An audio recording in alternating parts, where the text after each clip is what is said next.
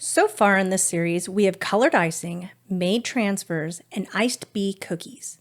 In this part 4 of our 6-part Humble Bee series, piping honey and stenciling honeycomb for the first time are on our agenda. I'm not sure why this is, but for some strange reason, I find the hexagon-shaped cookie to be super appealing. Since I started making cookies, I've had my eye on using this shape. But I wanted to hold out until I could do the most iconic thing with it. Bees and hexagons just seem to go hand in hand. So I am so excited to finally be here.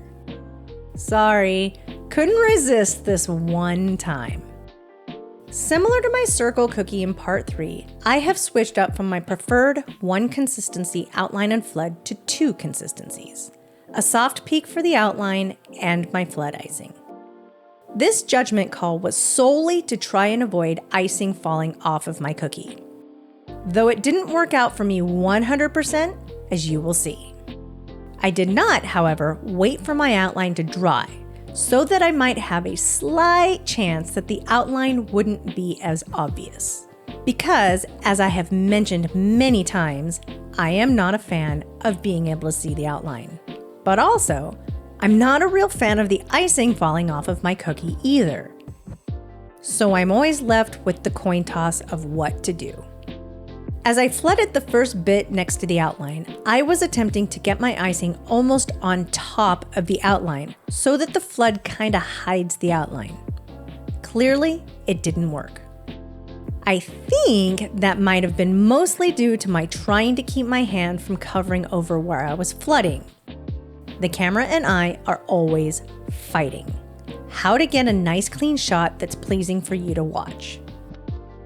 In this case, it looks like hand more out of the way, less than ideal flooding. One day, I hope to achieve both. So then the trade-off is that I spend a lot of time using my scribe to try to encourage the icing over the outline. And when I say a lot, I mean it. No joke, I spent 2 full minutes playing around with this icing. You probably don't need to see all that, so I'm just gonna cut it here. So my cookie just spent a quick 15 in my dehydrator to allow the icing to crust over a bit so that I'm now able to pipe on this honey. Since this is a fairly large amount of honey to pipe, I'm using a soft peak to outline my drippy honey. Then I go in with my flood to fill in.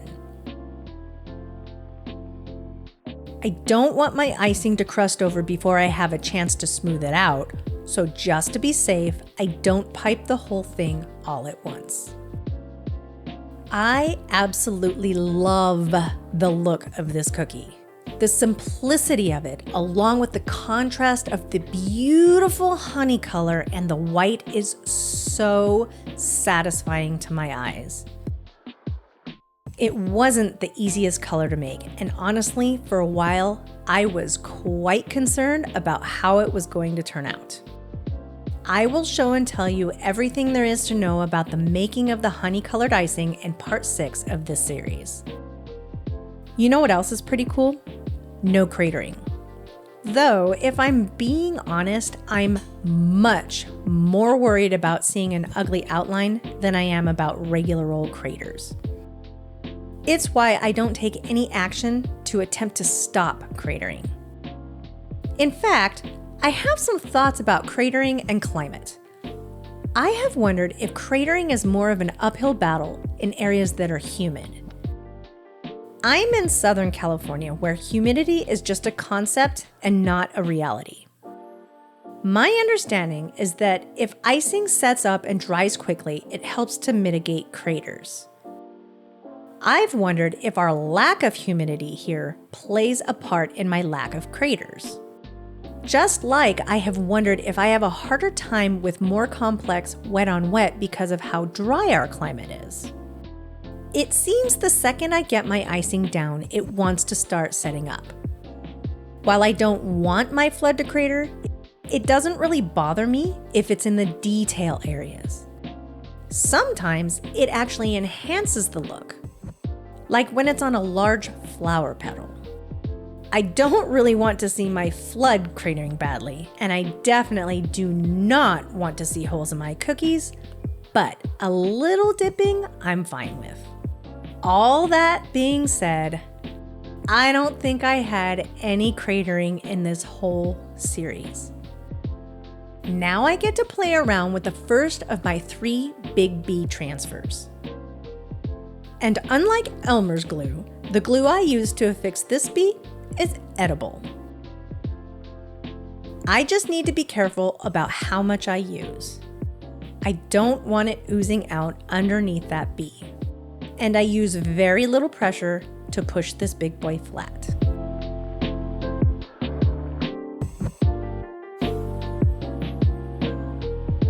When I made the transfers, I didn't pipe out the antennae because there was no way they would hold up. First, I'd probably lose them, and then I cannot even imagine exactly how I would have tried piping the glue onto them. So the easiest way? Just pipe them on after the bee has been placed.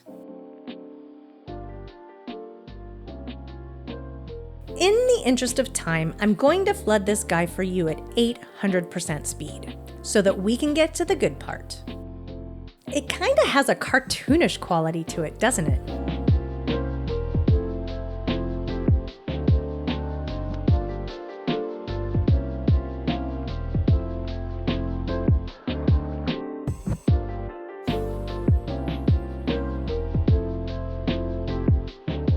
I shared with you in part 1 that I ordered some goodies just for this series. This is a 3-pack of stencil scrapers from the Cookie Countess. It's really nice and bendy. I was expecting it to be a bit firmer. And if I'm going to be stenciling, I need a stencil genie.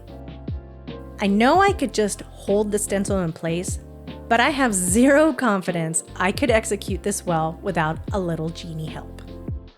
And now for my favorite part. I have had this for over 2 weeks, waiting to open this up with you. Is the suspense killing you? Honeycomb! You're not even the slightest bit surprised, are you? Do I have some secret obsession with hexagons that's just now coming to light? Just like with the scraper, I'm surprised about how bendy this is. I was most definitely expecting this to be firm. It actually concerns me a little. Now I place my fully dried cookie in the middle of this genie gadget. Between cuts, I wiped everything down with alcohol, and it's still not completely dry, so I'm kind of drying it off with my fingers. Wet and icing do not go well together.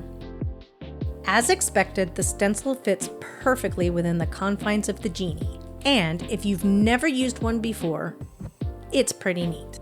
Each corner has a magnet in it, securing the stencil in place.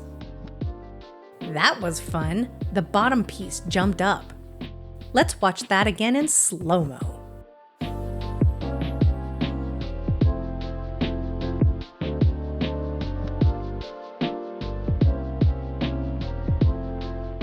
Moment of truth. Can I do this? I've taken some of my soft peak icing and thickened it up to more of a medium/stiff peak. I think. A flood definitely wouldn't work here, and a soft peak still might be a little loose. I apply the icing all in one direction, with a good firm grip on the genie. Now I use my scraper. No clue how much I'm supposed to scrape off. And I have no idea exactly how I'm supposed to remove this thing.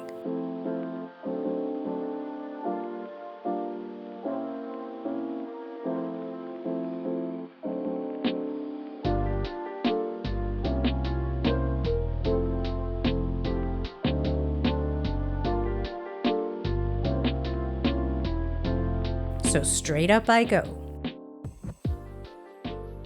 Did anyone else see that coming? Let's watch it again in reverse. You should never take yourself too seriously. But there is a honeycomb pattern on my cookie. Here is another good use for your scribe and those damp paper towels I always have in a container next to me. Please accept my apologies for this awful, blurry overhead shot. I went into detail about how this happened in our last episode. I did do 2 more attempts at this, and while neither of them fell off again, they weren't much of an improvement on this first try. So I decided to write myself a couple of notes to commemorate the occasion. Today, they make me laugh. See you next time when we make some flowers for our bees. Next time on Kuny's Cookie Chronicles. We're at part 5 of our 6-part Humble Bee series. Today, we switch out our color palette a bit and make some flowers for our bees.